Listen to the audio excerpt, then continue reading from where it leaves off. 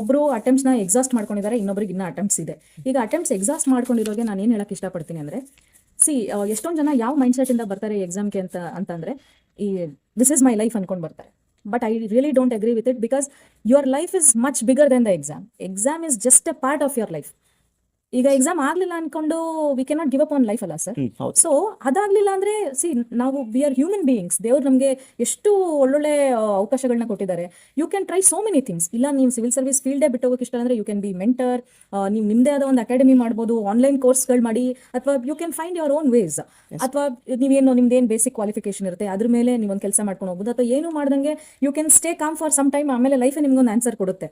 But ಯಾರಿಗೆ ಇನ್ನೂ attempts ಇದೆ ಅವರು, ನಾನು ಇಷ್ಟೇ ಹೇಳಕ್ಕೆ ಇಷ್ಟಪಡ್ತೀನಿ, ಈಗ ಕಂಟಿನ್ಯೂಸ್ ಆಗಿ ಫೇಲ್ಯೂರ್ ಆಗ್ತಾ ಇದೆ ಅಂತ ಅನ್ಕೊಳ್ಳಿ. ಹೌದು, ಬ್ಲೇಮ್ ಗೇಮ್ ಇರುತ್ತೆ ಸ್ವಲ್ಪ. ಸಿಸ್ಟಮ್ ಸರಿ ಇಲ್ಲ, ಅಥವಾ ನಾನು ಚೆನ್ನಾಗಿ ಬರ್ದಿದ್ದೆ, ನನಗೆ ಮಾರ್ಕ್ಸ್ ಸರಿಯಾಗಿ ಬರಲಿಲ್ಲ, ಇಂಟರ್ವ್ಯೂನಲ್ಲಿ ನಂಗೆ ಕಡಿಮೆ ಕೊಟ್ಟರು. ಬಟ್ ಅಲ್ಟಿಮೇಟ್ಲಿ ಇದು ಯಾವುದು ಮ್ಯಾಟರ್ ಆಗಲ್ಲ ಸರ್. ನಾವು ಸಕ್ಸಸ್ ಆದ್ವಾ ಇಲ್ವಾ, ನಾವೊಬ್ಬರು ಆಫೀಸರಾ ಇಲ್ವಾ ಅನ್ನೋದಷ್ಟೇ ಮ್ಯಾಟರ್ ಆಗುತ್ತೆ. ಆಮೇಲೆ ಈಗ ನೋಡಿ ಸರ್, ಎಲ್ಲರೂ including me, I have faced such problems. ಅಂದರೆ ಇಂಟರ್ವ್ಯೂನೋ ಏನೋ ಒಂದು ಸಮಸ್ಯೆಗಳಾಗೇ ಇರುತ್ತೆ ಸರ್ ಈ ಜರ್ನಿ.